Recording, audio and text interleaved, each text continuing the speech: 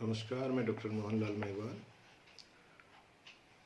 सहायक आचार्य संस्कृत राजकीय स्नातकोत्तर महाविद्यालय प्रतापगढ़ राजस्थान।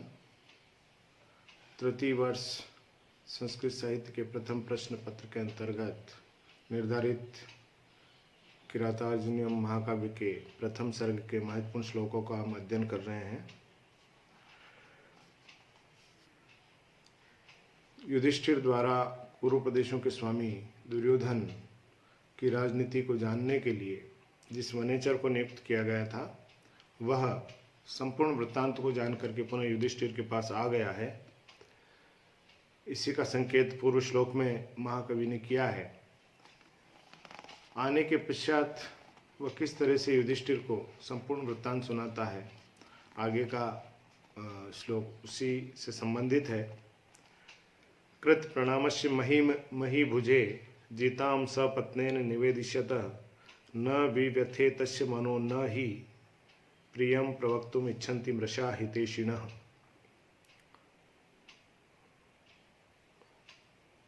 श्लोक का अर्थ देखें।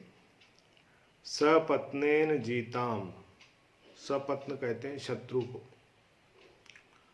सपत्नेन जीताम, शत्रु द्वारा जीती हुई, महीम पृथ्वी के संबंध में, महीभुजे निवेदिष्यतः राजा युधिष्ठिर से निवेदन करते हुए।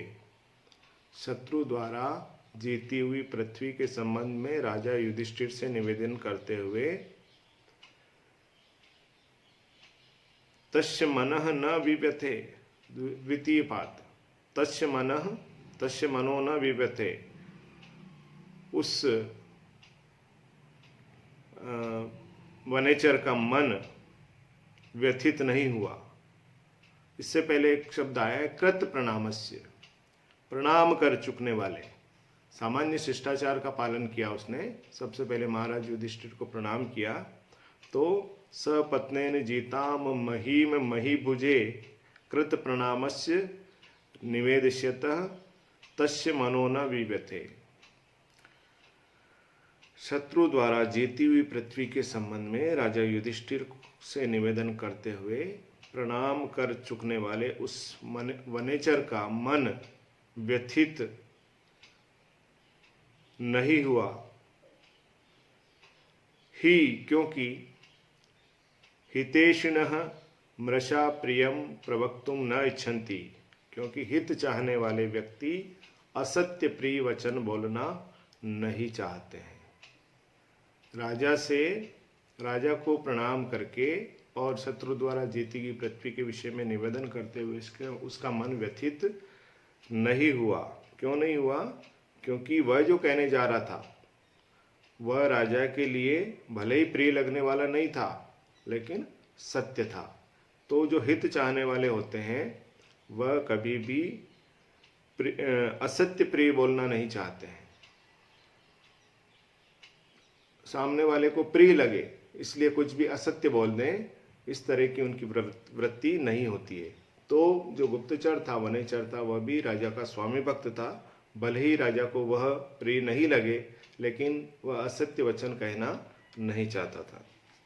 द्वैत वन में युधिष्ठिर के पास आकर वनेचर ने शिष्टाचार का निर्वाह करते हुए सर्वप्रथम उन्हें प्रणाम किया। उसके पश्चात जिस पृथ्वी के समुद्र पर्यंत विशाल भूभाग को उनके शत्रु दुर्योधन ने छल कपट का प्रयोग करते हुए जीत लिया था, उसी पृथ्वी के संबंध में शत्रु की उन्नति और यश विस्तार आदि का कथन करते हुए वनेचर का मन लेश मात्र भी व्यथित नहीं हुआ।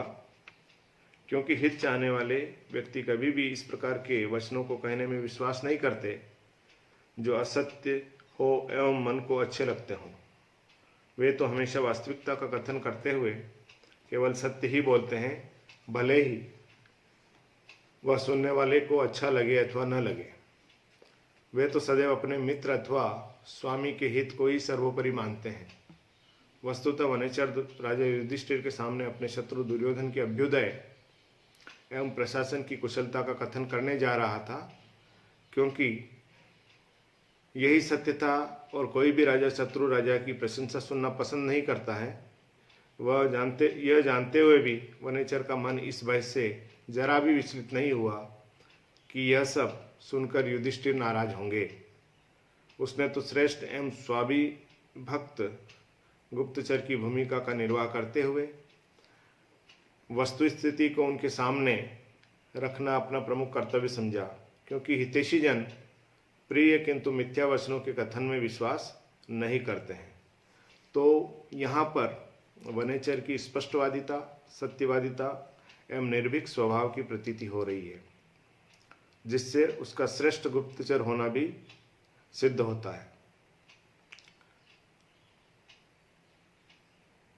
यहाँ वनेचर द्वारा प्रिय वचनों का कथन न करके हितकारी सत्य का कथन करना रूप विशेष के अंतिम हितैषी सत्य भाषण में विश्वास करते हैं।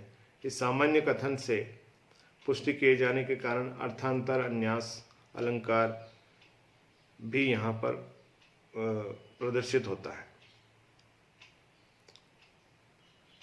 प्रस्तुत श्लोक भारव्य अर्थ गौरव का उत्कृष्ट उदाहरण है, क्योंकि यहाँ अत्यल्प शब्दों का प्रयोग करके कवि ने अत्यधिक भावों के विस्तार को नियोजित किया है।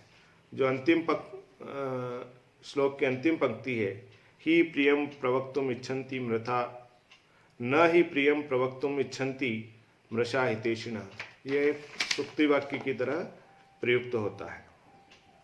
तो इस तरह से